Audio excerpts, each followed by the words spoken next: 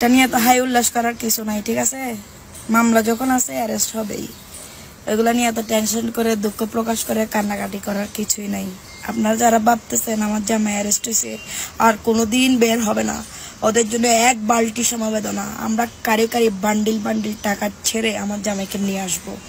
আমার জামাই বীরের বেশে চলে আসবে এবং যারা এই ঘটনা ঘটাইছে তাদেরকে ছাড় দেওয়া হবে না, মাথায় রেখো। এতদিন আমরা পলাতক ছিলাম, এখন তোমরা পলাতক থাকার বেলা। এখন আমার জামাই আইনি প্রক্রিয়া শেষ করে আমার কাছে আসবে, তখন না খেলা শুরু হবে। খেলা মাত্র শুরু করছো তোমরা, শেষ করবো আমরা, ঠিক আছে?